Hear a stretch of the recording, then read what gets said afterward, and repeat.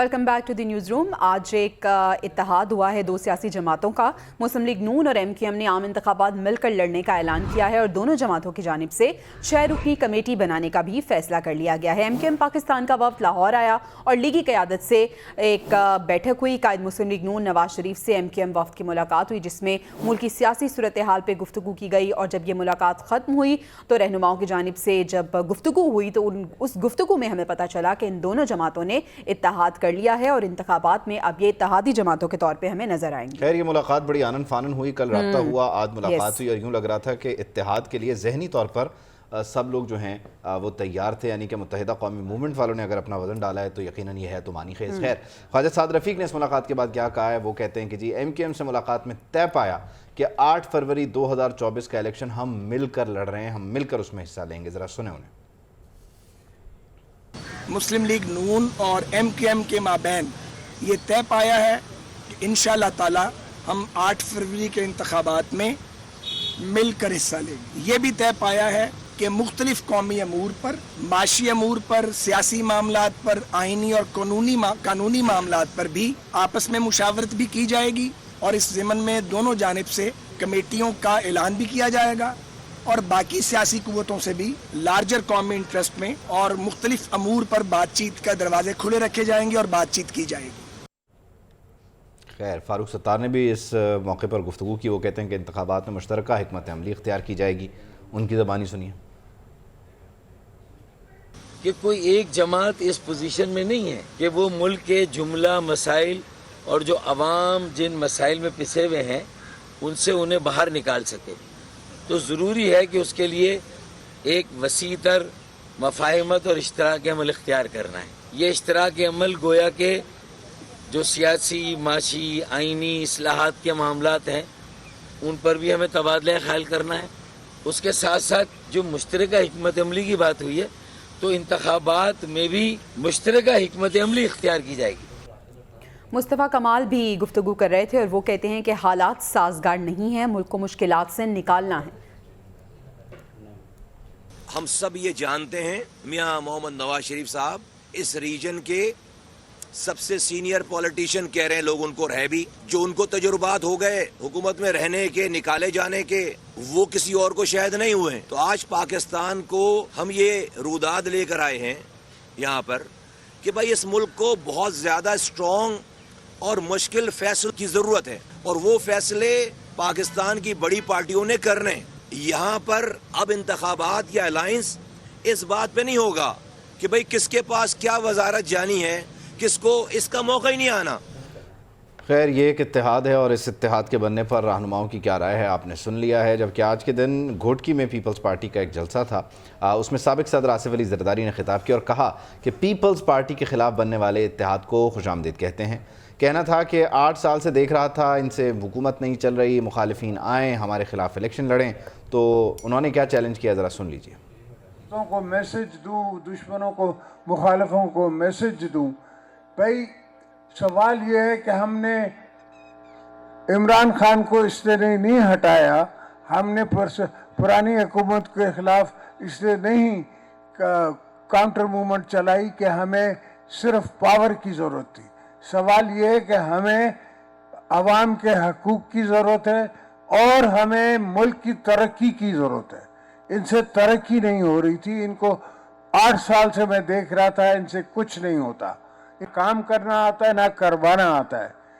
दोस्तों साबिक वफाकी वज़ीर रियाज सादिक का भी क्या कहना आपको बताएंगे, लेकिन मैच के हवाले से 291 अफगानिस्तान ने स्कोर किया है, 5 खिलाड़ी आउट हैं और 50 ओवर मुकम्मल हो गए हैं। और इसमें देखा जा सकता है कि सबसे ज़्यादा जो कंट्रीब्यूट किया है वो इब्राहिम ज़ादरान ने किया, 129 रन उन्होंने बनाए और गुरबाज जो हैं उन्होंने 21 रन बनाए। बाकी कोई ज़्यादा कोई बहुत। चीफ इलेक्शन कमिश्नर ने वज़ीर आज़म को आम इंतखाबात के इनेकाद के हवाले से कमीशन की तैयारियाँ जो हो रही हैं उस पर ब्रीफ किया है। चीफ इलेक्शन कमिश्नर ने वज़ीर आज़म को आम इंतखाबात की तैयारियों का जायज़ा लेने के लिए इलेक्शन कमीशन का दौरा करने की भी दावत दिया और वज़ीर आज़म ये कह रहे थे कि हुकूमत इलेक्शन कमीशन को मुल्क में आज़ादाना, साफ और शफाफ इंतखाबात के इनेकाद के लिए हर किस्म का ताउन भी करेगी और तमाम तर ज़रूरी वसाइल की फराहमी को भी यकीनी बनाया जाएगा। तो 8 तारीख को इंतखाबात होने जा रहे हैं, यानी कि 8 फरवरी 2024 को, और इस सिलसिले में इलेक्शन कमीशन में मुख्तलिफ इजलास भी हो रहे हैं, तैयारियाँ हो रही हैं सिक्योरिटी डिप्लॉयमेंट्स को लेके। इसके अलावा जो रिजाइडिंग ऑफिसर्स होंगे, प्रिजाइडिंग ऑफिसर्स होंगे, उनको लेकर आज वज़ीर आज़म से चीफ इलेक्शन कमिश्नर की मुलाकात भी हो गई है।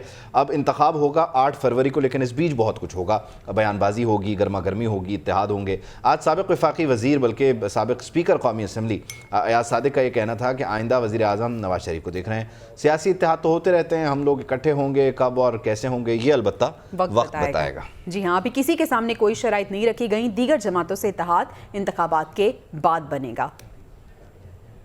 हम तो नवाज शरीफ साहब को वज़ीर आज़म देखते हैं। नवाज शरीफ साहब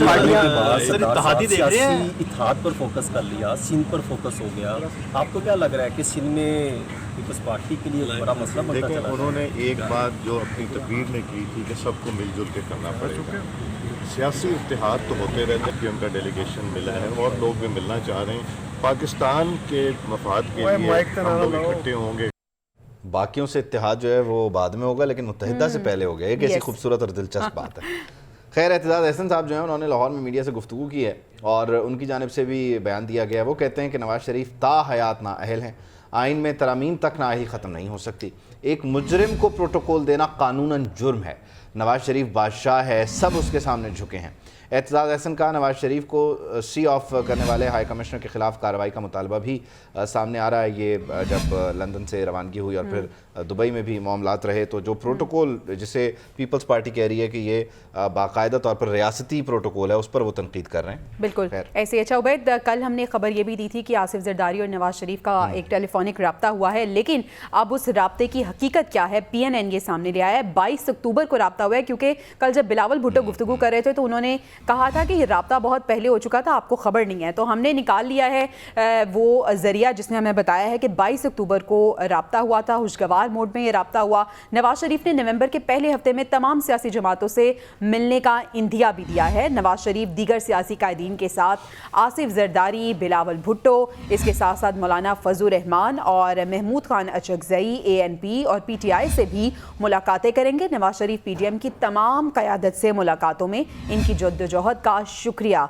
अदा करेंगे। इसमें दिलचस्प बात यह है कि 22 तारीख को रब्ता हुआ, रब्ते में एक दूसरे से खुशगवार मूड में बातचीत हुई और साबिक सदर ने उन्हें खुशामदीद कहा, पाकिस्तान आने पर उनका खैर मकदम किया, और फिर उसके बाद जो सिलसिला शुरू हो गया उसमें यह था कि हम वज़ीर आज़म नहीं बनने देंगे, हमारे खिलाफ बनने वाले इत्तेहाद को हम देख लेंगे।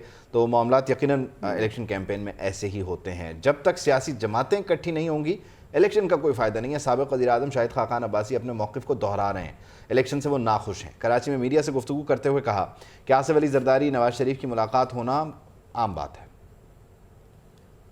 जरदारी साहब भी और नवाज शरीफ साहब भी पॉलिटिकल लीडर हैं। मुलाकातें सियासतदानों की होना ना सिर्फ ज़रूरी है बल्कि अच्छी बात होती है। डायलॉग जारी रहना चाहिए।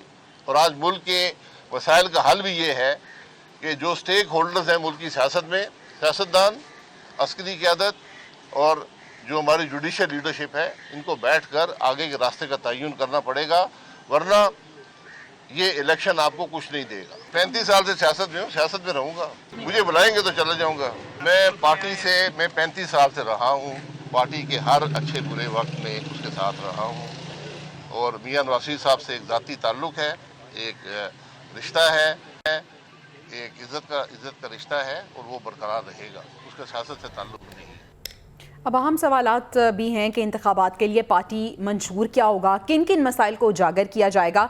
लेकिन मुस्लिम लीग नून ने इनके हल के लिए एक 33 रुकनी कमेटी कायम कर दी है, जिसका नोटिफिकेशन जारी हो गया है। सेनेटर इरफान सिद्दीकी मंशूर कमेटी के चेयरमैन मुकर्रर हो गए हैं। एहसन इकबाल, परवेज़ रशीद, साद रफ़ीक, आसिम नज़ीर तारड़, खुरम दस्तगीर इसमें शामिल हैं। मुसद्दिक मलिक, हाफिज़, हफीज़ुर रहमान, तारिक फजल चौधरी, इख्तियार वली, बशीर मेमन भी इस कमेटी का हिस्सा होंगे, ऐसा बताया जा रहा है। राहिला दुरानी, अज़मा बुखारी, सेनेटर नुज़हत सादिक, राना मशहूद भी इस कमेटी में शामिल हैं। मरियम औरंगज़ेब, बिलाल अज़हर कियानी, अली परवेज़ मलिक और शिज़ा फ़ातिमा ख्वाजा भी इस कमेटी का हिस्सा होंगी। तो ये 33 रुकनी कमेटी है جو منشور بنانے جا رہی ہے پاکستان مسلم لیگ نون کا، اور یہ وہ منشور ہے کہ جس کے ذریعے عوام کو یقین دلایا جائے گا کہ اگلے انتخابات میں اگر نون لیگ کامیاب ہوئی تو وہ کس طرح سے عوام کی خدمت کرے گی۔ منشور بنایا جاتا ہے، پریزنٹ کیا جاتا ہے، پھر عمل البتہ ہمارے یہاں خیر سیاسی جماعتیں اس پر نہیں کرتی، یہ ایک الگ بحث ہے۔ الیکشن کمیشن کا انتخابی شیڈیول اگلے ماہ جاری کرنے کا باقاعدہ فیصلہ سامنے آ رہا ہے۔ فہرستوں کی تیاری آخری مراحل میں داخل ہو چکی ہے۔ ریٹرننگ افسران کی تعیناتی کے بعد یہ شیڈیول جاری کیا جائے گا۔ نومبر میں ROs کی تعیناتی، حلقہ بندیوں کی اشاعت، ووٹرز فہرستیں اور پوسٹنگ ٹرانسفر مکمل کر لیے جائیں گے۔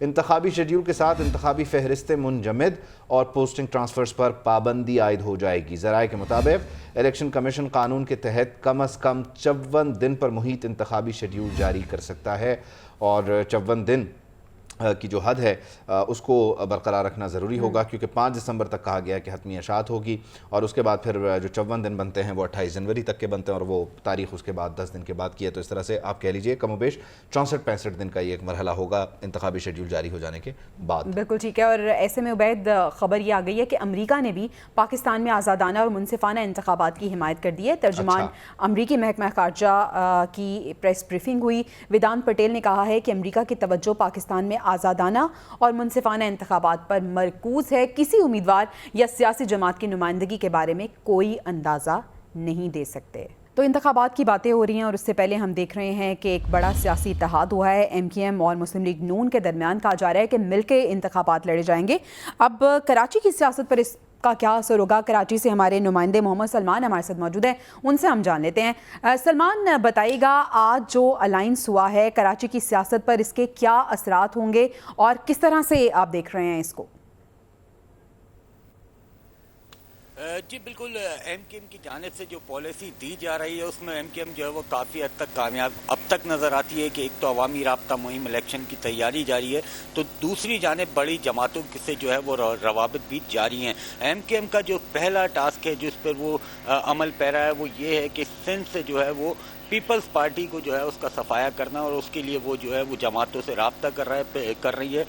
GDA سے رابطے میں تھی، JUI سے رابطے میں تھی، اور اب ہم نے دیکھا ہے جو بڑا رابطہ آج ہوا ہے وہ مسلم لیگ نون کے سربراہ نواز شریف سے جو ہے وہ ملاقات ہوئی ہے MKM کے وفد سے، اور اس میں اعلان کیا گیا کہ مل کے الیکشن لڑیں گے۔ اچھا، یہاں یہ چیز واضح کرتا چلوں کہ یہ جو مل کر الیکشن لڑنے کی بات ہے یہ کوئی اس طرح سے نہیں ہے کہ کوئی ایک نمائندہ پورے شہر میں جو ہے وہ مختلف حلقوں سے جو ہے وہ ایک نمائندہ کھڑا کریں گے، نہیں۔ جہاں پر MKM کا اسٹیک ہے، جہاں ان کی پرانی سیٹیں ہیں، وہاں تو MKM اپنا ہی نمائندہ کھڑا کرے گی، لیکن جہاں پر ایسا ہوتا ہے کہ 4 سیٹیں یا 3 سیٹیں قومی اسمبلی کی ایسی ہیں جس میں کماڑی ملیر کے علاقے شامل ہیں، ویسٹ زون اور ملیر ضلع، یہ جو علاقے ہیں یہاں پر اس طرح کی سیٹیں ہیں جس میں جو ہے وہ نون لیگ کا انفلوئنس ہے یا MKM وہاں سے نہیں جیت پاتی، تو وہاں پر جو ہے وہ حمایت کرے گی، اور جو دیگر علاقے ہیں وہاں پر۔ اچھا سلمان، اگر ہم کراچی کے مسائل کی بات کریں تو کراچی والے اگر if I'm not wrong اگر وہ پیپلز پارٹی سے خائف ہیں تو وہ MKM سے بھی خوش نہیں ہیں۔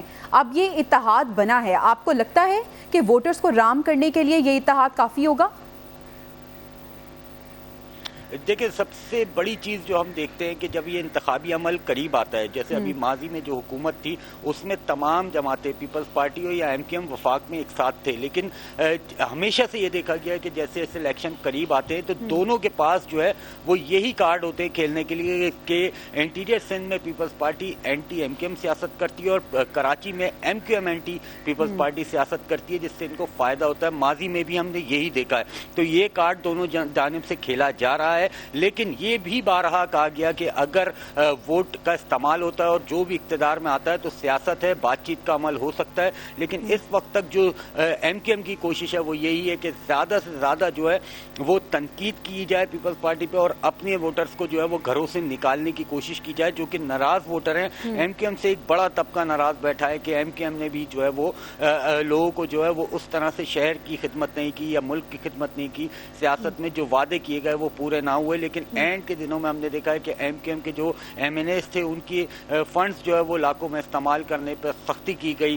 جب یہ مرجر ہوا PSP MKM کا تو کچھ تبدیلیاں آئیں، پارٹی کے لیول پہ جو اختیارات تھے ان میں تبدیلیاں آئیں، ایک کمیٹی تشکیل کی، پارٹی کی تشکیل نہ ہوئی، تو یہ ساری چیزیں جو ہے یہ دکھاتی یہ ہیں کہ اب جب رابطہ مہم کے لیے یہ MKM اتر رہی ہے تو جس طرح سے ماضی میں MKM کے جلسے ہوتے تھے وہ نہیں ہے، لیکن پھر بھی جو ہے وہ اب جب PSP पी और MQM में इख्तलाफात थे और दोनों अपने जलसे करते थे, तो जो वो पोजीशन थी वो एक तरफ हुई, तो अब MQM की जो लोग हैं, जो हमदर्द हैं, वो नजर आना शुरू हुए हैं। तो खाइफ तो हैं, जो आम पब्लिक है वो इस बात से खाइफ है कि पीपल्स पार्टी हो, तहरीक इंसाफ हो, जमात इस्लामी हो या नून लीग की हुकूमत हो, बिल्कुल ऐसे किसी भी सियासी जमात से कराची वाले खुश नहीं है, क्योंकि कोई भी जमात ऐसी नहीं आई जिसने कोई ऐसी लेगेसी छोड़ी हो जिससे आवाम खुश हो। बहुत शुक्रिया सलमान, आप हमें कराची के आवाम के जज्बात के बारे में बता रहे हैं। पीपल्स पार्टी से नादिर गबोल साहब ने हमें ज्वाइन किया है। नादिर साहब, बहुत शुक्रिया आपके वक्त का। सर, आज हमने देखा है कि इंतखाबात से पहले एक सियासी अलायंस हुआ है मुस्लिम लीग नून और MQM के दरमियान। पीपल्स पार्टी की जानिब से बयान भी आ गया है, जरदारी साहब कह रहे हैं कि हम तैयार हैं निमटने के लिए जो भी इत्तेहाद बनता है। पीपल्स पार्टी की आप बताइएगा कि क्या तैयारी है, और आपको लगता है कि मुस्लिम लीग नून MQM के बाद कोई और भी अलायंस करने जा रही है? देखिए, अलायंसेस तो बनती रहती हैं, हर इलेक्शन से पहले बनती है। एक इलेक्शन में एक अलायंस होती है तो अगली इलेक्शन में वो जो पहले के अलायंस होते हैं वो दुश्मन बन जाते हैं, तो ये कोई अनोखी बात नहीं है। और MQM और PMLN दोनों को पता है कि उनका सिंध के अंदर कोई वोट बैंक नहीं है, कोई सपोर्ट बेस नहीं है, इसीलिए वो हर तरह की कोशिश कर रहे हैं कि उनको शायद कहीं से कुछ वोट्स मिल जाएं, उनकी ज़मानतें ज़ब्त नहीं हो। तो इसमें कोई बुरी बात नहीं है, उनको चाहिए बिल्कुल कोशिश करे, बाकी वोटर्स के ऊपर छोड़ दे। वोटर जिस जमात के साथ अपना एतमाद का इजहार करेगी, हमें तो पूरा यकीन है कि जिस तरह माजी में और बल्कि रिसेंटली भी जितने भी लोकल बॉडी इलेक्शंस हुए इसमें पीपल्स पार्टी भारी अक्सरियत से पूरे सिंध को स्वीप किया, तो इंशाल्लाह आने वाले इलेक्शंस में पूरे सिंध को 100% रिजल्ट इंशाल्लाह आएगा। और उसके बाद जितने भी अलायंसेस हैं वो फिर टूट फूट का शिकार हो जाएंगी। फिर जब 2029 का जब इलेक्शन आएगा फिर आप देखेंगी कोई नई अलायंस बनने जा रही होगी, तो इसके लिए हम हमेशा तैयार होते हैं और माजी में भी हमने टैकल किया। अच्छा नादिर साहब, ये बताइएगा कि क्या हम एक्सपेक्ट करें पीपल्स पार्टी के पास भी कोई ऑप्शंस हैं इत्तेहाद के लिए? क्या वो सोच रही है? हमें जरूरत ही नहीं है, अल्लाह का शुक्र है। पीपल्स पार्टी सिंध के अंदर वाज़े अक्सरियत से 2018 में भी जीती थी, उसके बाद जितने भी बाई इलेक्शंस हुए उसमें भी जीती, लोकल बॉडी इलेक्शंस हुए उसमें भी जीती, तो हमें तो अलायंस की ज़रूरत ही नहीं है। हाँ, मगर एक वर्किंग रिलेशनशिप हमारी हर पार्टी से है। इंशाल्लाह असेंबली के अंदर जब हम बैठेंगे, अगर कोई हमारी ओपोजिशन आती है, 5-6 सीट कोई जीत जाते हैं, तो उनके साथ एक अच्छा एक पॉजिटिव और हेल्दी वर्किंग रिलेशनशिप होगा, ताकि सिंध की आवाम को ज़्यादा से ज़्यादा हम सर्विसेज और उनके इश्यूज़ को रिजॉल्व करें। हम पाकिस्तान पीपल्स पार्टी यही यकीन करती है कि डेमोक्रेसी जो की बका और सालमियत इसी में ही है। अच्छा नादिर साहब, जब कायद मुस्लिम लीग नून नवाज शरीफ साहब आए थे तो उन्होंने अपने खिताब में भी मफाहमत की बात की थी, इसके बाद हमें खासे कॉन्फिडेंट वो नजर आए, इंतखाबी मुहिम का भी बाकायदा उन्होंने आगाज़ कर दिया, स्ट्रेटजीज वगैरह बन रही हैं। आपको क्या लगता है कि इतने कॉन्फिडेंस के बाद अलायंस की ज़रूरत क्या पड़ी? क्या उन्हें नहीं लगता कि अकेले रह के इलेक्शन लड़ा जा सकता है और जीत यकीनी बनाई जा सकती है?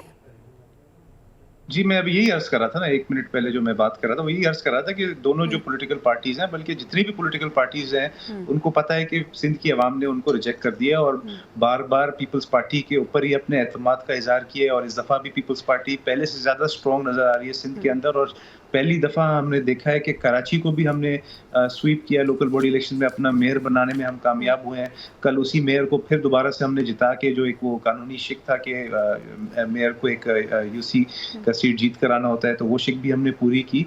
तो उसके बाद तो तमाम जो अपोजिशन है सिंध के अंदर वो तो हक्का बक्का रह गई है, वो तो परेशान घूम रही है। और नून लीग, हालांकि उन्होंने माजी में भी जब उनकी हुकूमत थी 2013 से 2018, तो उस वक्त भी बड़े वादे किए थे सिंध के अवाम के साथ कि सिंध को हम गैस देंगे, रोजगार देंगे, पर सिंध की अवाम के लिए उन्होंने उस वक्त भी कुछ नहीं किया। उस वक्त भी हमेशा की तरह सिर्फ पाकिस्तान पीपल्स पार्टी ही खड़ी हुई थी सिंध की अवाम के साथ। सिर्फ अंदरूनी सिंध की मैं बात नहीं कर रहा हूँ, शहरी जो आबादी है सिंध के अंदर, चाहे वो कराची हो या हैदराबाद हो, सक्खर हो, जितने भी अर्बन सेंटर्स है सिंध के, पाकिस्तान पीपल्स पार्टी ने उनके इशूज रिजॉल्व किए। अभी कराची के अंदर जो रिकॉर्ड डेवलपमेंट हमने किया है, चाहे वो मास ट्रांजिट के आपने देखा हो, अस्पताल जो हमने बनाए हैं, जिन्हें को हमने स्टेट ऑफ द आर्ट उसको रोबोटिक्स साइबर टेक्नोलॉजी से हमने इंट्रोड्यूस कराया है, वहाँ पे NICVD जगह जगह बिल्कुल ऐसे नादिर साहब। और अगर पीपल्स पार्टी की जानिब से ये तमाम तर काम किए गए हैं तो यकीनन जब आप वोट के लिए जाएंगे तो आवाम के सामने आप यही अपने तमाम डेवलपमेंट और काम रखेंगे। देखना यह है कि अब आवाम ने उनको एक्सेप्ट किया है या नहीं और आवाम को उनसे फ़ायदे हासिल हुए हैं या नहीं। बहुत शुक्रिया। नादिर गबोल पीपल्स पार्टी से हमारे साथ मौजूद थे और बता रहे थे कि जो ये इत्तेहाद हुआ है वो क्यों हुआ है और इत्तेहाद से क्या वाकई MQM को कोई फ़ायदा हो सकता है। वैसे तो उभर के पता चलेगा कि किन فوائد کی بیس پہ ایم کیو ایم نے یہ اتحاد کیا ہے؟ انہیں کیا فائدہ ہو سکتا ہے اور نون لیگ کو اس سے کیا فائدہ دیکھنا ہو یہ سکتا ایم ہے؟ کیو ایم کا اپنا فیصلہ ہے، ایم کیو ایم نے کس بنیاد پر یہ فیصلہ کیا ہے. خیر معاملات اس انتخاب کے ہو جانے تک یوں ہی چلتے رہیں گے. اس بیچ بہت سارے اور معاملات بھی ہیں، ان کو بھی ذرا آپ تک پہنچانا ضروری ہے. احتساب عدالت نے سپریم کورٹ کے فیصلے کی تشریح تک آشیانہ ریفرنس کا فیصلہ روک دیا ہے. عدالت نے کہا کہ آج فیصلے کے لیے تاریخ مقرر تھی، لیکن میڈیا رپورٹس دیکھیں سپریم کورٹ نے اس فیصلے سے روکا ہے. صرف میں ہی نہیں، احتساب عدالتوں کے ججز اس حوالے سے کنفیوژن کا شکار ہیں. ہم سپریم کورٹ کے فیصلے کے خلاف نہیں جا سکتے. شہباز شریف کے خلاف آشیانہ ریفرنسز کی سماعت 18 نومبر تک کے لیے ملتوی کر دی گئی ہے. نیب ترامیم کے معاملے پر supreme court practice and procedure کا تفصیلی فیصلہ جاری نہیں ہو جاتا تب تک جو احتساب عدالتیں ہیں وہ ان سارے معاملات کو سنیں، ٹرائل جاری رکھیں، لیکن کوئی حتمی فیصلہ نہ دیں. اور پھر یہی آج نظر بھی آ رہا ہے کہ آشیانہ کا جو فیصلہ ہے یا اس کی پروسیڈنگ ہے وہ اس طرح آگے نہیں بڑھ پا رہی، کیونکہ ججز کہہ رہے ہیں کہ وہ بھی کنفیوز ہیں. بالکل ایسے اسی طرح سے سائفر کیس کی اگر ہم بات کریں تو اوپن کورٹ سماعت اس کی جائے. پی ٹی آئی وکیل کی دوران سماعت یہ استدعا سامنے آئی ہے. اڈیالہ جیل میں سائفر کیس کی سماعت کے دوران چیئرمین پی ٹی آئی کے وکیل نے کہا کہ محض سیکیورٹی کو وجہ بنا کر جیل ٹرائل نہیں کیا جا سکتا. میڈیا، فیملی اور عوام کو ٹرائل دیکھنے کی اجازت ہونی چاہیے. سب دیکھیں گے کہ اس کیس میں جرم موجود ہی نہیں ہے. سائفر کی کاپی کو چالان کا حصہ ہی نہیں بنایا گیا. 70 سال پہلے جو ہوتا رہا وہی کچھ آج ہو رہا ہے. ہمیں اس سب کو چھوڑ کر اب آگے بڑھنا چاہیے.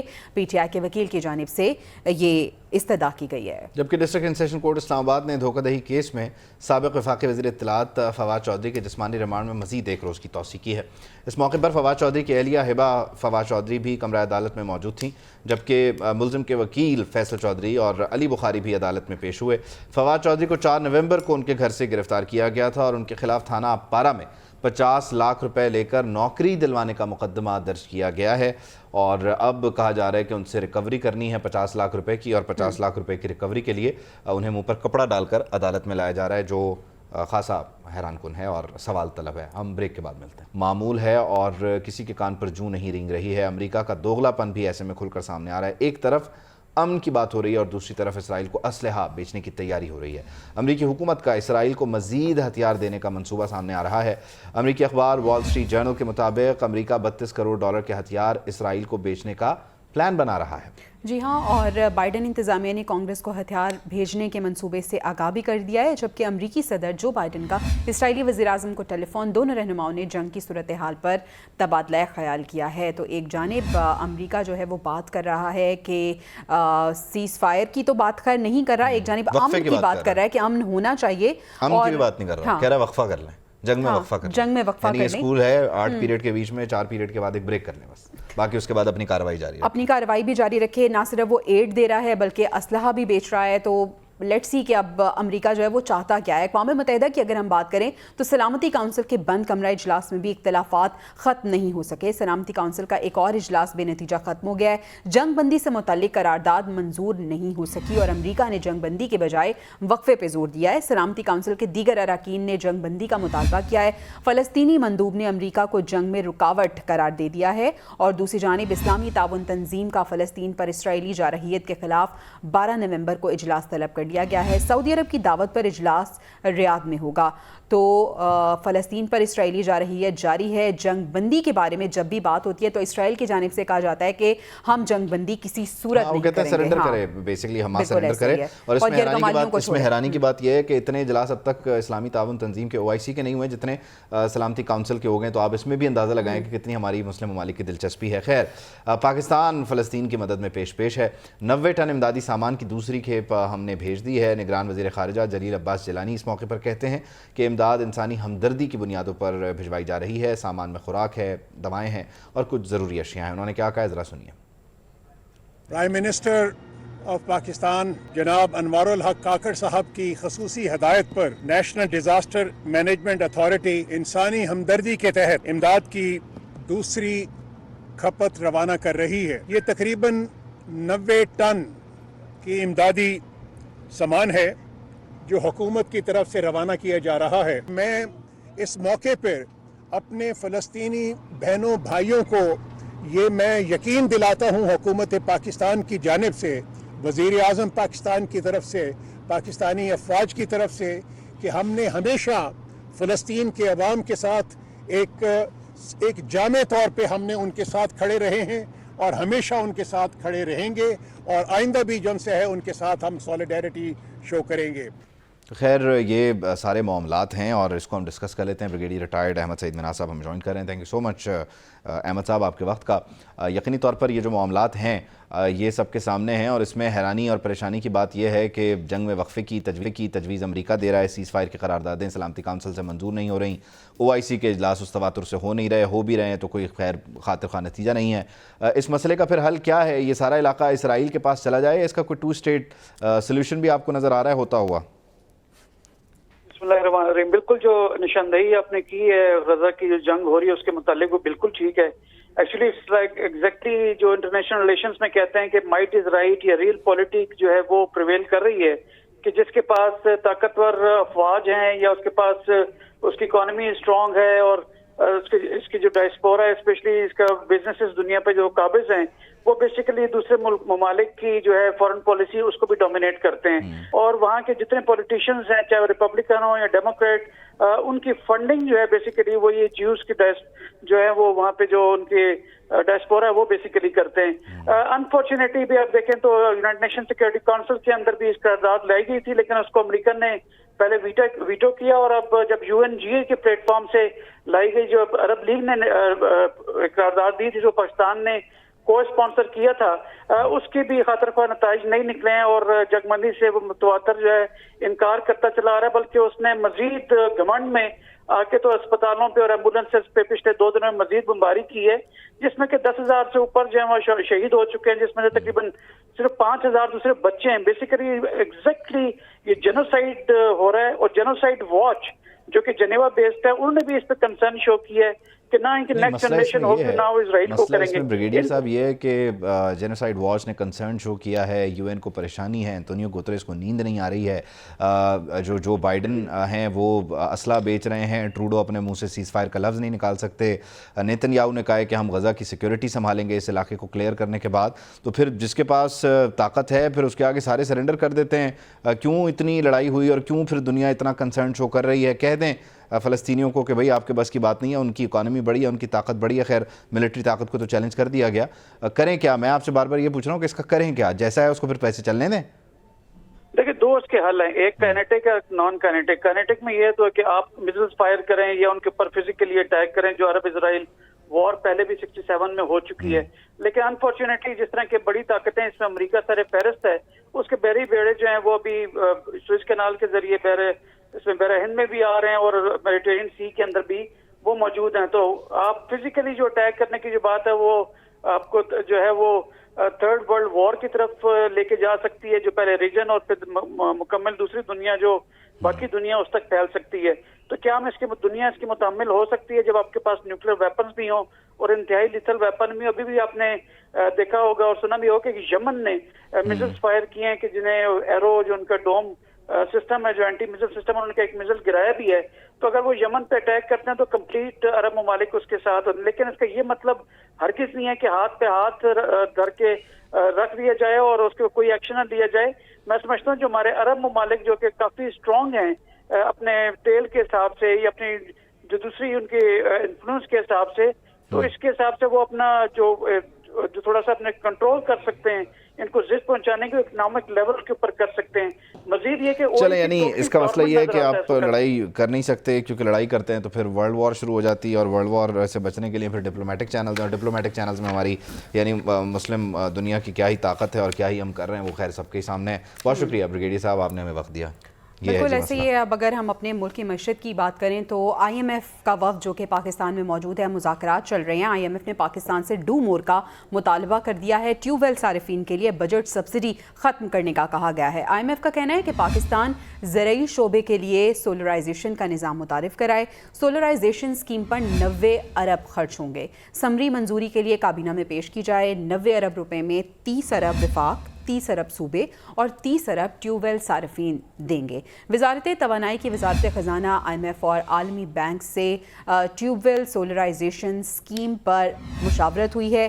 IMF کی ڈسکوس اور وزارت توانائی اور نیپرا کے درمیان تعاون اور فیصلوں پر جلد عمل درآمد کی ہدایت بھی سامنے آئی ہے. تو IMF کی جانب سے کہہ دیا گیا ہے کہ یہ کافی نہیں ہے جو ہو رہا ہے, ڈو مور کا ان کی جانب سے मुतालबा किया जैसे गया सजेशन है। ठीक है, हमें सोलराइजेशन की तरफ जाना चाहिए। बिजली की जो पैदावारी लागत है वो खैर हमारा कबाड़ा तो पहले ही निकाल रही है, तो जो एक आप कह लीजिए किसान तबका है उसके लिए ये अच्छा ही होगा, लेकिन खैर पता नहीं कब होगा, क्योंकि जब शुरू करते हैं तो फिर इसमें भी एक स्कैंडल आया था कि इसने तो अपने खानदान के बच्चों को ये अलॉट कर दिया मामला। खैर क्रशिंग सीजन कब शुरू होगा, किसान परेशान है, गन्ने की कीमत का क्या होगा, ये सवाल पूछते नजर आ रहे हैं। हुकूमत की जानिब से अभी तक फैसला नहीं हुआ, किसान परेशान है, किसान तंजीमों की जानिब से इस पर तशवीश का इजहार किया जा रहा है। गन्ने की कीमत 500 रुपये फी किसान तंजीमों की जानिब से, गन्ने के काश्तकारों की जानिब से, और वो इंतज़ार करें कि ये क्रशिंग सीज़न शुरू कब होगा, और ये उसी वक्त शुरू होगा जब कीमत का तयन हो जाएगा, और अभी तक कीमत का तयन ही खैर नहीं हुआ है। बिल्कुल ऐसे ही जल्दी जल्दी से अब हम खेल के मैदान का भी रुख कर लेते हैं, वर्ल्ड कप की बात करते हैं। सनसनीखेज मुकाबलों का सिलसिला जारी है। अहम मैच आज हो रहा है अफगानिस्तान का जीत के लिए ऑस्ट्रेलिया को 292 रन का हदफ, और अभी लेटेस्ट अपडेट ये है कि एक खिलाड़ी आउट हो चुका है, 4 रन बना चुका है ऑस्ट्रेलिया। और अगर हम अफगान बैटर्स की बात करें तो उनकी जानिब से भी आज कुछ बैटर्स की जानिब से अच्छी कारकर्दगी का मुजाहरा किया गया है। 292 का टारगेट दिया गया है अफगानिस्तान की जानिब से। ये आप बराह रास्त मैच भी देख रहे हैं। मैच में एक खिलाड़ी आउट हो चुका है, 4 रन ऑस्ट्रेलियन टीम बना चुकी है। आज हमारी दुआएं ऑस्ट्रेलिया के साथ हैं, हम चाहते हैं कि ऑस्ट्रेलिया जीते। ये वो विकेट है जो गई है ट्रेविस हेड की, और ये सिफर पर ही पवेलियन चले गए हैं, जबकि वार्नर जो कि एक एग्रेसिव क्रिकेट खेलते हैं और ऑस्ट्रेलिया को नाकामी के भंवर से निकाल कर आगे लेकर चलते हैं, तो वो अभी तक अलबत्ता पिच पर मौजूद हैं। मार्श उनका साथ दे रहे हैं। दूसरे ओवर का खेल जारी है। 5 रन स्कोर कर दिए हैं टीम ऑस्ट्रेलिया ने एक खिलाड़ी के नुकसान पर। अर्ली ऑन विकेट गिर गई है। यकीनन जो अफगान स्पिनर्स हैं उनकी कोशिश भी यही होगी कि ये जो टोटल है 2 के ऑस्ट्रेलिया के लिए बहुत ही मुख्तसर सा है या बहुत ही कम है, लेकिन वो अपनी बॉलिंग से, और जो इंग्लिश बैटर्स होते हैं यानी जो एशियन बैटर्स नहीं हैं उनके अलावा बाकी सबको स्विंग स्पिन खेलने का बड़ा मसला रहता है। फास्ट बॉलर्स वो पेसर्स को मैनेज कर जाते हैं, लेकिन स्पिनर्स उनके लिए एक मुश्किल रहते हैं। लेकिन अब विद टाइम ये भी एक जो टैबू था ये भी ख़त्म हो रहा है। स्पिनर्स को भी ये जो आपके गोरे बल्लेबाज हैं वो खेलते हुए नज़र आते हैं। और खैर अब देखते ही है कि अफ़गानी जो बॉलर्स हैं वो क्या कोशिशें करते हैं और किस तरह से इनको मुश्किल बनाते हैं ऑस्ट्रेलिया के लिए। और हमारे लिए मुश्किल ये है कि हमें ब्रेक लेनी है। हम ब्रेक के बाद आपसे और निगरान वज़ीर आज़म से चीफ इलेक्शन कमिश्नर की मुलाकात बिल्कुल ऐसी है। ऐसे में इलेक्शन कमीशन भी खासा एक्टिव है। इंतखाबी शेड्यूल अगले माह जारी करने का फैसला कर लिया गया है। फहरिस्तों की तैयारी कहा जा रहा है कि आखिरी मराहिल में दाखिल हो गई है। रिटर्निंग अफसरान की तैनाती के बाद इसका बाकायदा शेड्यूल जारी कर दिया जाएगा। नवंबर में आरओज़ की तैनाती, हल्का बंदियों की अशात, वोटर्स फहरिस्तें और पोस्टिंग ट्रांसफर्स मुकम्मल कर ली जाएंगी। इंतखाबी शेड्यूल के साथ साथ इंतखाबी फहरिस्तें मुंजमद और पोस्टिंग ट्रांसफर्स पर पाबंदी आयद होगी। जरा ये भी बता रही हैं कि इलेक्शन कमीशन कानून के तहत कम अज़ कम 54 दिन पर मुहित इंतखाबी शेड्यूल जारी कर सकता है। तो 54 दिन पे ये इंतखाबी शेड्यूल मुहित होगा जो कि जारी किया जा सकता है। शेख रोहिल असगर साहब ने हमें ज्वाइन किया, उनको शामिल गुफ्तगू करते हैं। पाकिस्तान मुस्लिम लीग नून के रहनुमा शेख रोहिल असगर साहब, thank you so much for your time. आज अयाज सादिक साहब ने कहा है कि हमारा इत्तेहाद बाकी जमातों से भी होगा, लेकिन वो इलेक्शन के बाद होगा। कब होगा हम बताएंगे। ये MKM के साथ इस इकट्ठ की या इत्तेहाद की कुछ बहुत ज़्यादा जल्दी नहीं हो गई? क्या तय पाया है MKM के साथ? नहीं, जल्दी वाली बात नहीं है। डिस्कशन देखें, सियासी जमातों में आपस में गुफ्तगू तो होती रहती है ना।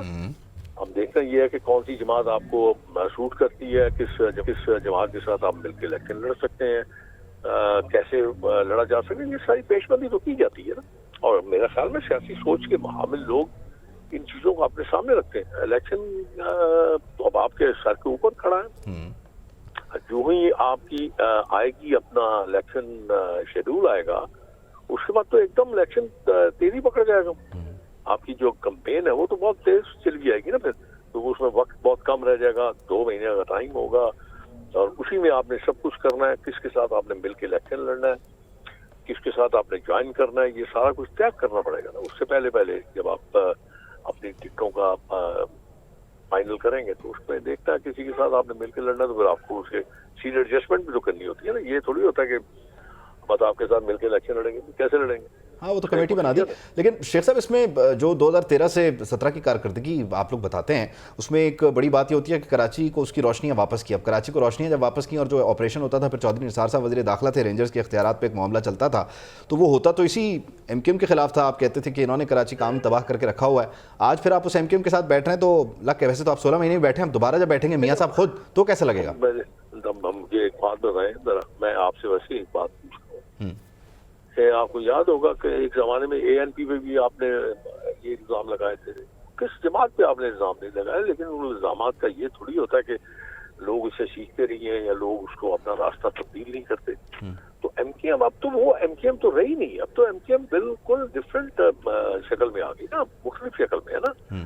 اب تو وہ جو بھی ہے MKM کے ہیں یا ان کے ملتہب نمائندے ہیں, وہ پاکستان زندہ باد کا نعرہ لگاتے ہیں یار. ہاں. اب آپ یہ تھوڑی کہہ سکتے ہیں کہ وہ پرانے ابھی بھی پرانے طور طریقے وہ تو ختم ہو گئے. نہیں, وہ تو خیر پرانے طور طریقے والے تو چلے گئے, لیکن مصطفیٰ کمال صاحب جو آج ملاقات کرنے کے لیے آئے تھے نواز شریف صاحب سے, وہ کچھ دن پہلے, آج سے کم و بیش 1-1.5 مہینہ پہلے کہتے تھے کہ ہمارا سٹائل لوگوں کو آگ لگانے کا نہیں تھا, یعنی بلدیہ فیکٹری کو انہوں نے کہا کہ ہمارا یہ کام نہیں تھا. ہاں, ہم کسی کو سیکٹر پہ لا کے کسی کے ماتھے پہ بندوق رکھ کے کام کروا لیتے. تو یہ سگنیچر والے لوگ آپ کے ساتھ اب بیٹھ رہے ہیں, کیسا لگ رہا ہے؟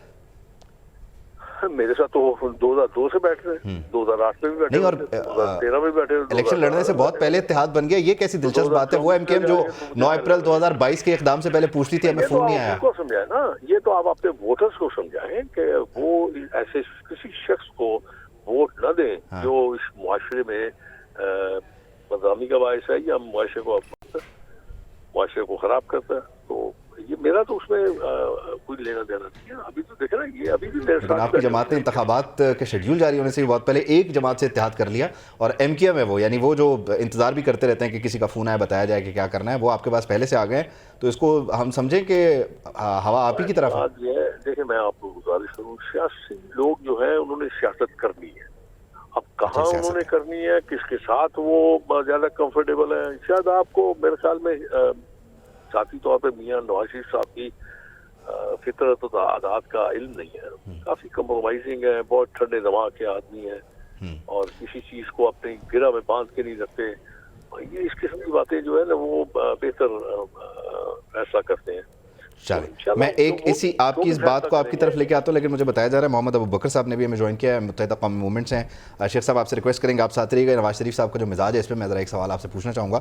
ابو بکر صاحب, thank you so much for your time. یقینی طور پر متحدہ قومی موومنٹ نے ان 16 مہینے میں بھی, جس میں شہباز شریف صاحب وزیر اعظم تھے, ساتھ دیا, مسلم لیگ نون کا PDM کا جو اتحاد تھا اس کا ایک طرح سے حصہ بن گئی.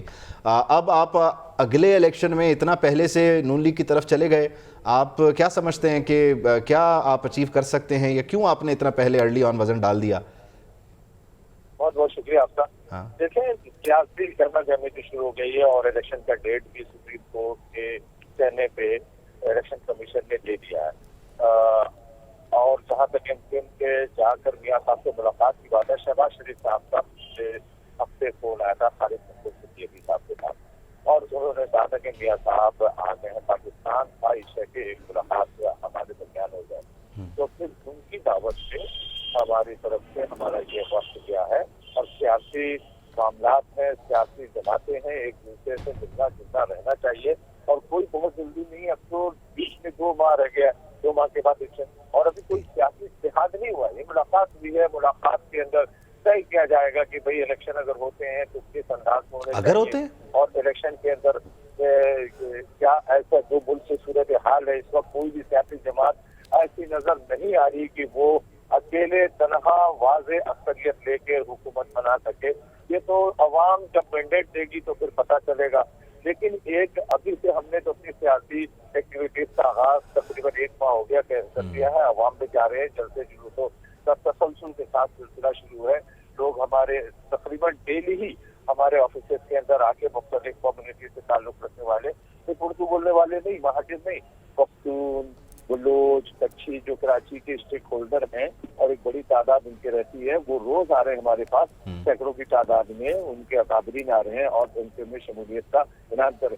کیونکہ اب الیکشن کرتے ہیں, قریب ہے, تو اب تمام سیاسی جماعتوں کا یہ حق بھی ہے, اور یہ طریقہ کار بھی ہوتا ہے کہ ٹھیک ہے وہ ووٹر کو لبھائیں, منائیں اور ووٹ لیں. لیکن وہ 2017 کی اور 13 کی اور 18 کی پوزیشن پہ میں آپ کی طرف آتا ہوں, لیکن پہلے میں ذرا شیخ صاحب سے ایک سوال کا جواب لے لوں. شیخ صاحب, آپ نے کہا کہ نواز شریف صاحب کا جو مزاج ہے وہ یقیناً معاملات کو طول نہیں دیتے, ٹھنڈے مزاج کے آدمی ہیں.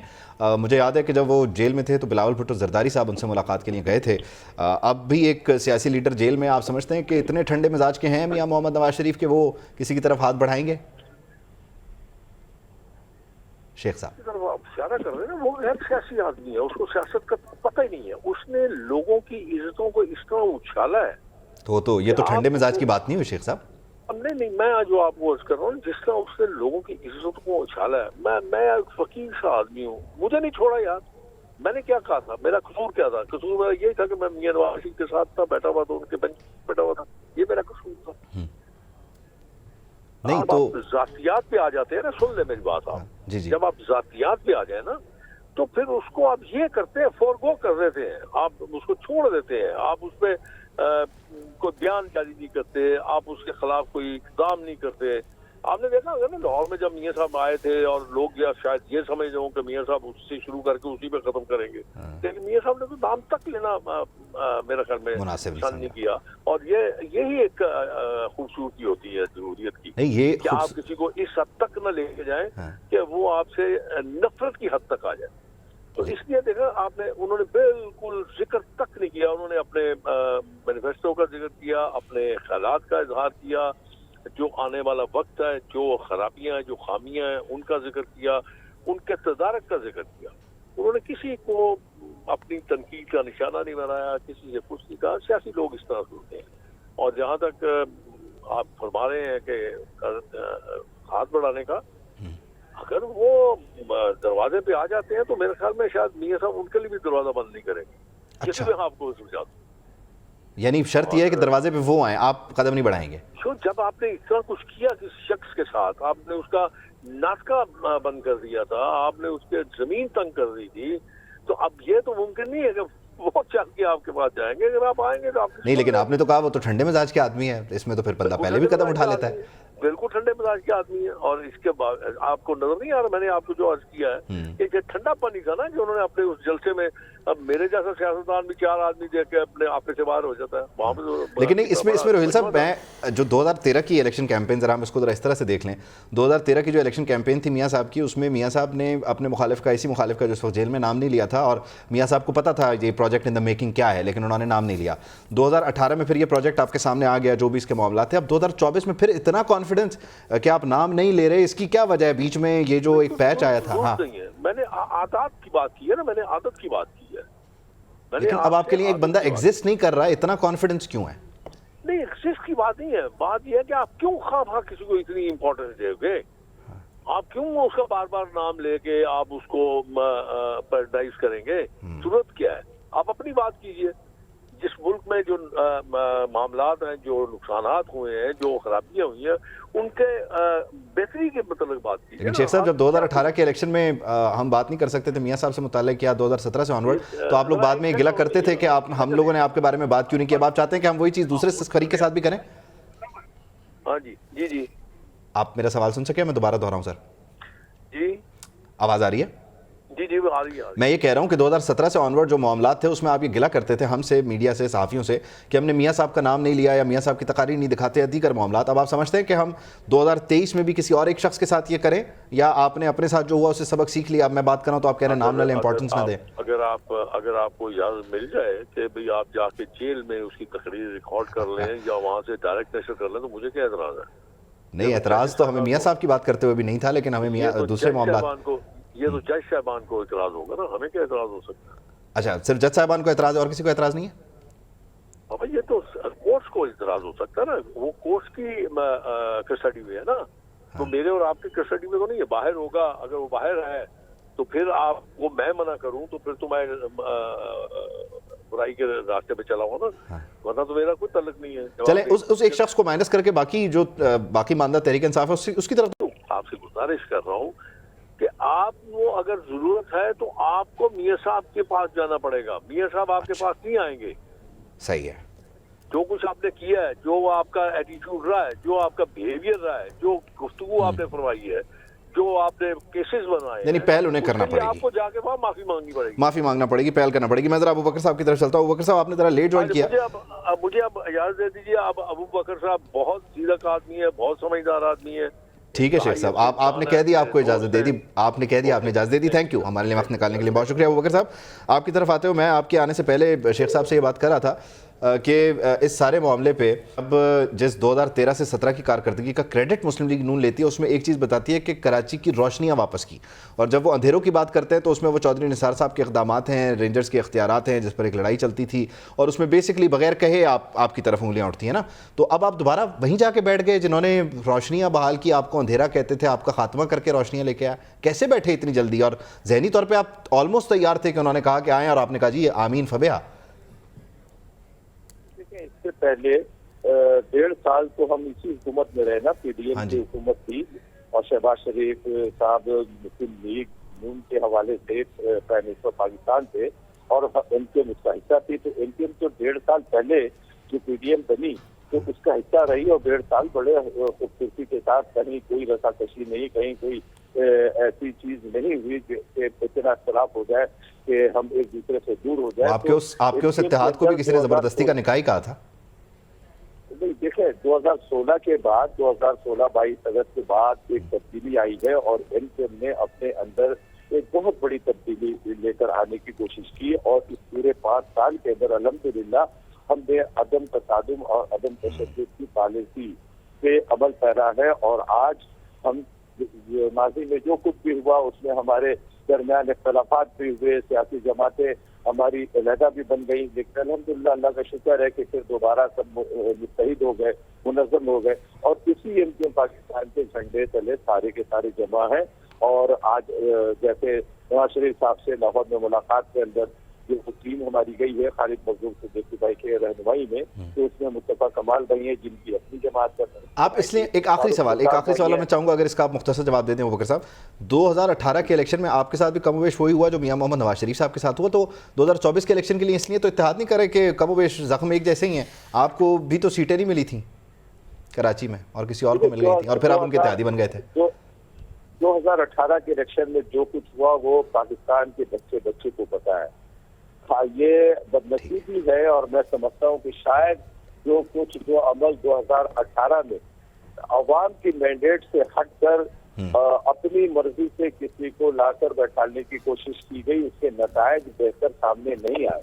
اور آج آپ دیکھ لیں کہ اس کے اگر عوام کے مینڈیٹ کا احترام نہیں، عوام کے مینڈیٹ کا احترام 2018 میں نہیں ہوا، لیکن 2018 میں بننے والی حکومت کا آپ البتہ حصہ تھے، اتحادی بن گئے تھے. بہت شکریہ ابوبکر صاحب، thank you so much for your time. اور یہ ہے متحدہ قومی موومنٹ کی رائے کہ 2018 میں جو ہوا سب کو پتا تھا. بالکل ایسا ہی ہے. اب ہمارے پاس ایک خبر یہ ہے کہ وادی تیرا خیبر میں شہید ہونے والے لیفٹیننٹ کرنل محمد حسن حیدر کی نماز جنازہ ادا کر دی گئی ہے. نماز جنازہ میں وزیر اعظم انوار الحق کاکڑ اور army chief general Asim Munir نے شرکت کی ہے. Chairman joint chiefs of staff committee general Sahir Shamshad Mirza بھی نماز جنازہ میں شریک تھے. نماز جنازہ چکلالہ گیرزن راولپنڈی میں ادا کی گئی.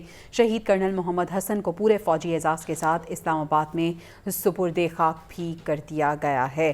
تو آپ کو بتا رہے ہیں کہ شہید لیفٹیننٹ کرنل محمد حسن جن کی نماز جنازہ ادا کی گئی، اس کے بعد انہیں سپرد خاک بھی کر دیا گیا. نگران وزیر اعظم انوار الحق کاکڑ اس موقع پہ موجود تھے، سپہ سالار موجود تھے، اور ساتھ ہی ساتھ ان کے جو اہل خانہ ہیں ان سے بھی انہوں نے ملاقات کی ہے، اور نماز جنازہ ادا کرنے کے بعد انہیں ان کے جسد خاکی کر دیا گیا. اسلام آباد سے کیونکہ شہید کا تعلق تھا، باقی جو شہداء ہیں ان کے بھی جسد خاکی ان کے آبائی علاقوں کو روانہ کر دیے گئے ہیں. ہم ذرا آگے بڑھتے ہیں. پنجاب حکومت نے آج ایک انتہائی اہم اعلان کیا ہے. اسموگ کی صورتحال بگڑتی ہوئی آپ کے سامنے ہے، کس طرح سے لوگوں کی صحت متاثر ہو رہی ہے. صوبے میں اب جمعرات سے اتوار تک تعطیل کا اعلان کیا گیا. جمعرات تو پریکٹیکلی علامہ اقبال ڈے کی وجہ سے آف ہے اس ہفتے کے لیے، اور اس میں خاص طور پہ یہ نہیں کہ پورے پنجاب میں چھٹی ہوگی. اس میں لاہور ڈویژن ہے، گجرانوالہ ہے، شیخو پورہ ہے، پھر حافظ آباد ہے، ننکانہ ہے. یہاں پر سکول، کالجز، سرکاری دفاتر بند رہیں گے. ہفتے کے دن مارکیٹس بھی بند رہیں گی، اتوار کو ویسے ہی بند ہوتی ہیں. وزیر اعلیٰ پنجاب محسن نقوی نے اعلان کیا اور کہا کہ ہوٹلز اور سینما گھر اور پارکس بھی جمعہ ہفتہ اتوار بند رہیں گے. البتہ تینوں دن شادی ہال جو ہیں وہ کھلے رہیں گے. جی ہاں، اقدامات کا مقصد اسموگ کی جو بگڑتی صورتحال ہے اس پر قابو پانا ہے. انہوں نے کیا کہا ہے، انہی کی زبانی سنیے. 10 نومبر کو بھی پورے پنجاب میں دفاتر کی اور اسکولوں کی چھٹی ہم آج نوٹیفائی کر دیں گے. سیٹرڈے سنڈے آلریڈی چھٹی ہوتی ہے، سیٹرڈے کو بھی چھٹی کر رہے ہیں. دفاتر زیادہ تر سیٹرڈے کو بند ہیں، اور وہ یہ سب ریکمنڈیشن ہم نے ماحولیاتی ایمرجنسی نافذ کر رہے ہیں. مارکیٹس سیٹرڈے کو بند ہوں گی، संडे को वैसे बंद होती हैं, मार्केट सैटरडे को बंद होती है। रेस्टोरेंट्स, सिनेमा घर, ये जितने हैं ये सब के सब फ्राइडे सैटरडे संडे तीनों दिन बंद हो। ट्रैफिक और 144 लगा रहे हैं ताकि मिनिमम वहाँ पे हम लोगों को सॉर्ट ऑफ, और ये सिर्फ लाहौर डिवीजन के लिए है, प्लस गुजरांवाला है और शेखुपुरा, ये तो सर और वजीराबाद और ननकाना के लिए है। लाहौर डिवीजन है और ये 3 शहर हैं जहाँ पे ये छुट्टियाँ भी। वापस आएंगे हम ब्रेक के बाद।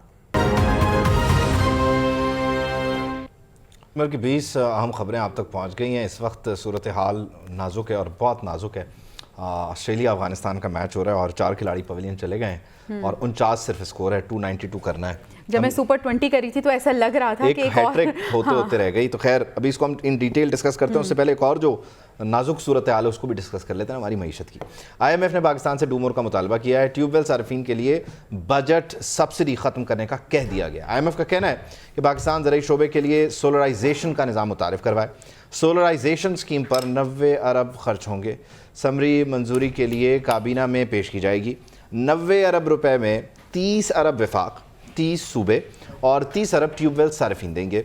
वजारत तवानाई की वजारत ख़जाना, IMF और आलमी बैंक से ट्यूबवेल सोलराइजेशन स्कीम पर मुशावरत भी हो रही है, जबकि IMF की रेस्कोज, वजारत तवानाई और नेपरा के दरमियान ताउन और फैसलों पर जल्द अमल दरामद की हिदायत भी सामने आ रही है। तो सोलराइजेशन जो कि बहुत पहले हो जानी चाहिए थी, सोलर एनर्जी की तरफ हमें चला जाना चाहिए था, लेकिन हमने अब तक ऐसा नहीं किया और अब हमें IMF कह रहा है पैसे देते हुए कि ये कर लें। बिल्कुल ऐसा ही है। अभी एक और सवाल ये है कि क्रशिंग सीजन कब शुरू होगा, गन्ने की कीमत क्या होगी। हुकूमत की जानिब से इसका फैसला ना होने पर किसान परेशान है। किसान तंजीमों का क्रशिंग सीजन में ताख़ीर पर इजहार तशवीश, गन्ने की कीमत 500 रुपये फ़ी मन करने का मुतालबा भी सामने आया है। तो क्रशिंग में ताख़ीर पर किसान इस वक्त परेशान है। गन्ने की कीमत 500 रुपये फ़ी मन करने का किसान कम्युनिकेशन की जानिब से मुतालबा किया गया है और इसके साथ साथ ये कहा जा रहा है कि क्रशिंग अभी तक क्यों नहीं हुई, ये भी एक बड़ा सवालिया निशान बन चुका है। नहीं, मनसाब का जो तारुफ है ना कि डिजिटल मीडिया पे आपको इनका चेहरा नजर आता है और वगैरह वगैरह वगैरह वगैरह। सही। ये कौन सा मैच है वैसे? ये जी बड़ा जरूरी मैच है, सेमीफाइनल के लिए क्वालिफाई करने वाला मैच है। Match number 39। हाँ जी, यस ये वाला। तो ये बेसिकली सेमीफाइनल स्पॉट कंफर्म होना था ऑस्ट्रेलिया का अगर ये जीत जाते, मगर अफगानिस्तान जो आपने जैसे कहा कि इंडिया से इन्होंने मशवरा किया, इंडियन बॉलर्स का तो पता नहीं, सचिन तेंदुलकर से उन्होंने जरूर किया है मशवरा, हमें लग रहा है। कल सचिन इनके कैंप में गए हैं, ट्रेनिंग कैंप ये कर रहे थे स्टेडियम में। सचिन ने कोई सुना है कि आधा पौना घंटा इनसे मीटिंग की है, प्लेयर्स मिले हैं, तस्वीरें आई हैं, सुवेनियर्स वो इनको दे रहे हैं। इब्राहिम ने भी कहा कि मैं कल मिला हूं तो मुझे बड़ा कॉन्फिडेंस मिला है। और एक टीम अगर ऑलरेडी इतना अच्छा खेल रही हो ना और उसको सचिन जैसे सुपरस्टार का कॉन्फिडेंस अगर वो, तो उनका आई थिंक कॉन्फिडेंस बूस्ट हो गया और सचिन ने आई थिंक टिप्स दी होंगी कहाँ बॉल करना है, क्या करना है। बहरहाल अफगानिस्तान की स्ट्रेंथ स्पिन बॉलिंग है, हम सबको लग रहा था स्पिनर्स आएंगे और गेम चेंज कर देंगे, बट नवीनुल हक बड़ी अच्छी बॉलिंग करा रहा है और पूरी, हाँ जी, और अजमत भी हैट्रिक मिस हुई है उसकी, बड़ी क्लोज थी वो, वैसे बल्ले को लग गई। तो बड़ा अच्छा खेल रहे हैं अफगानिस्तान और कोई पता नहीं है मैच ये। अच्छा उसामा, ये जो इंडियन टीम की जो मोहब्बत है ना टुवर्ड्स अफगानी टीम, ये भी हमें नजर आ रही है। इससे पहले हम आपको याद है डांस किया जा रहा था जब पाकिस्तान जा रहा था। अब वो असल में हमसे नफरत है ना, इसलिए फिर जरा मोहब्बत उधर ज्यादा है। हमारी नफरत में उन्होंने उनसे मोहब्बत। मसला मुझे ये बताएं, छोड़ दें सारी बातें, मुझे नहीं फर्क पड़ता ऑस्ट्रेलिया जीते अफगानिस्तान जीते, मुझे ये बताएं कौन जीतेगा तो मेरा मुस्तकबिल ब्राइट है। ऑस्ट्रेलिया जीतेगा तो मुस्तकबिल हमारा ब्राइट है। देखें जी, ऑस्ट्रेलिया अगर जीतेगा तो फिर तो प्रोग्राम तो खत्म हो गया। ऑस्ट्रेलिया, हाँ जी, नहीं प्रोग्राम कहीं नहीं जाता। ऑस्ट्रेलिया खेल रहा है, मतलब 51 for 4, 9.4 ओवर्स, पावर पे यूटिलाइजेशन नहीं हुई, बट इनकी बड़ी लंबी चौड़ी बैटिंग है। अभी मैक्सवेल खेल रहे हैं, इसके बाद भी आने वाले 2-3 बैट्समैन हैं, लेबुशन अच्छे बैट्समैन है, तो ये कर सकते हैं स्कोर, ये नहीं कर सकते। मन साहब, एक अर्ली ऑन विकेट्स का अपना प्रेशर है, अर्ली ऑन विकेट्स का बिल्कुल प्रेशर है। वार्नर जैसी बड़ी मछली को पहले ही आउट कर देना is a big thing for Afghanistan. अच्छा, अगर अफगानिस्तान जीत जाती है तो फिर अफगानिस्तान जीत जाती है तो फिर हमारा प्रोग्राम खत्म है, हम फिर घर आ जाएंगे। हमारा प्रोग्राम खत्म हो हम फिर मतलब एक स्टेप करीब आ जाएंगे सामान पैक करने से और वापस बस वो एक मैच खेल के हमने वापस आ जाना इंग्लैंड वाला, क्योंकि अभी पॉइंट्स टेबल की सिचुएशन जो है ना लेटेस्ट, जरा वो भी डिस्कस करते हैं। रन रेट पॉइंट अगर अफगानिस्तान जीतता है, ये पॉइंट्स टेबल पे हमारे से और न्यूजीलैंड से भी ऊपर चले जाएंगे। क्योंकि देखिए ऑस्ट्रेलिया तो तीसरे नंबर पर मौजूद है, 7 मैचेस खेल के 5 जीता हुआ है। अफगानिस्तान 7 खेल के 4 जीता हुआ है, तो अब ये 8 में से जब 5 जीत जाएगा तो हमारे से ऊपर हम तो गए। اور یہ بڑی اچھی, اب دیکھیں انہوں نے 3 ورلڈ کپ ونرز کو ہرایا اسی ورلڈ کپ میں, انہوں نے پاکستان کو ہرایا, انہوں نے انگلینڈ کو ہرایا, انہوں نے سری لنکا کو ہرایا, تو یہ 3 ورلڈ کپ انگلینڈ کے ساتھ تو خیر بہت ہی زیادہ ہوا ہے, تو ان کو آئی تھنک وہ پریشر, افغانستان کو اس چیز کا پتہ ہے کہ ہم کوالیفائی کر رہے ہیں, اور اس ایک میچ نے نا پورا پوائنٹس ٹیبل ہلا کے رکھ دیا ہے. فائنل 2 ٹیمز کے لیے بھی ٹیمز جگہ بنا رہی ہیں, اور باٹم آف دا ٹیبل کے لیے بھی لڑائی ہو رہی ہے. آپ کو یاد ہوگا چیمپئنز ٹرافی آ رہی ہے 2025 میں, تو اس کا اسپاٹ از ایٹ اسٹیک کافی ٹیمز کا. تو ایک تو نیچے سے بھی جنگ چل رہی ہے اور ایک اوپر سے بھی جنگ چل رہی ہے, تو اس ایک میچ نے سارا کرکٹ ورلڈ کپ, یعنی اب آج کا میچ لیٹس سے افغانستان جیتا ہے تو اس کے بعد پھر وہ چوتھے نمبر کے لیے نیوزی لینڈ اور افغانستان کے بیچ ایک ٹسل شروع ہو جائے گی. آسٹریلیا کے لیے بھی مسائل ہیں, آسٹریلیا اگر یہ میچ ہارتے ہیں تو ان کی اپنی کوالیفیکیشن جو آسٹریلیا کی جو پرفارمنس ہمیں نظر آ رہی ہے, ایسے انہوں نے ذرا بڑا لائٹ لیا ہوا تھا افغانستان, میرا خیال ہے بہت لائٹ لیا ہوا تھا. بوائز کہیں گولف شولف کھیلتے رہے, رات انہوں نے پریکٹس نہیں کی, کیونکہ ان کو تھا افغانستان ہے ہرا ہی دیں گے, لیکن افغانستان جس طرح اس ٹورنامنٹ میں کھیل رہی ہے, افغانستان کو کبھی بھی ایزی نہیں لینا چاہیے. آسٹریلیا کو کتنا فرق پڑتا ہے لیٹس سے 8واں میچ کھیل کے وہ 5 جیتے ہوئے ہیں, 3 ہار جاتے ہیں, ابھی پوائنٹس ٹیبل میں ان کا تیسرا نمبر ہے, 10 پوائنٹس ہیں, تو ابھی اگر یہ ہارتے ہیں تو کتنا فرق ہے؟ یہ نمبر 4 پہ تو نہیں آتے نا, یہ نمبر 4 پہ نہیں آتے, لیکن یہ کسی 2 ٹیمز کے ساتھ لیول پہ آ جائیں گے پوائنٹس پہ, اور پھر بات آ جائے گی رن ریٹ پہ. وہ تو افغانستان کے ساتھ ہی لیول ہو جائے گا نا, کیونکہ افغانستان جب یہ جیتا ہے تو ابھی 8 پوائنٹس ہیں ان کے, تو وہ 10 ہو جائیں گے, اور افغانستان اور آسٹریلیا کے بیچ میں سے پھر کوئی ٹیم جو ہے وہ ہو سکتا ہے آپ کو آگے جانے کو. نیوزی لینڈ کی بھی ابھی میچ ایک پڑا ہوا ہے, تو نیوزی لینڈ اگر اپنا میچ ہار جاتا ہے سری لنکا سے, تو وہ پورا ٹیبل جو ہے نا وہ, یعنی پھر وہ ہوگا انڈیا, ساؤتھ افریقہ, آسٹریلیا اور افغانستان. اگر نیوزی لینڈ ہارتا ہے, ہاں جی, انڈیا اور ساؤتھ افریقہ تو تھرو ہیں. اب جو نیچے ہے 2 ٹیمز رہ گئی ہیں, ان کے لیے ہے Pakistan, Australia, Afghanistan, New Zealand.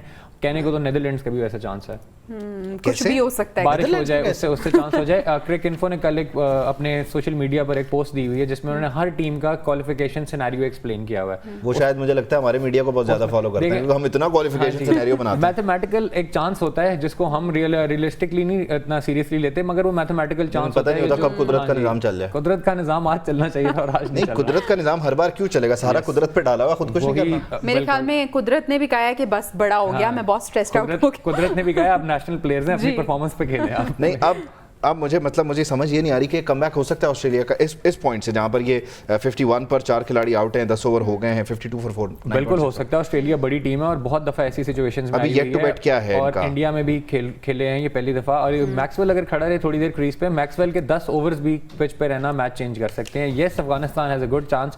One predictor اگر آپ دیکھ رہے ہوں تو وہ کافی زیادہ افغانستان کے فیور میں ہوگا, لیکن یہاں پہ ایک لمبی پارٹنرشپ, آلموسٹ 100+ کی ایک پارٹنرشپ ان کو ریکوائرڈ ہے, اور انہوں نے وکٹ نہیں دینی. اب مزید وکٹ کے بعد آسٹریلیا کو یہ بھی دیکھنا ہوگا کہ ابھی افغانستان کے اسپنرز نے آنا ہے, تو وہ جسے ہم کہتے ہیں نا پکچر ابھی باقی ہے, تو وہ پکچر ابھی باقی ہے. اور اچھا, جب ٹارگٹ ہم نے دیکھا تھا تو ایسے لگ رہا تھا کہ ٹارگٹ کو اتنا زیادہ نہیں ہے. اگر پچ کی بات کریں تو اس پہ کیا ایکسپیکٹ کیا جا رہا تھا؟ یہ پچ کیسے انڈیا اور افغانستان کے لیے اچھا بیہیو کر رہی ہے ہمارے, بالکل کسی کو سمجھ نہیں آ رہی. ایڈم زیمپا کی میں نے بڑی غور سے بالنگ دیکھی ہے. ایڈم زیمپا کی بال ایسے لگ رہا تھا اسپن ہی نہیں ہو رہی, اور ان کے جو فاسٹ بالرز ہیں, میچل اسٹارک کو جس طرح مارا ہے انہوں نے, لگ ایسے رہا تھا کہ کوئی کلب کرکٹ کے بالر کو مار رہے ہیں. میچل اسٹارک کو چھکا چوکا سنگل, پھر اگلے اوور میں چھکا چوکا.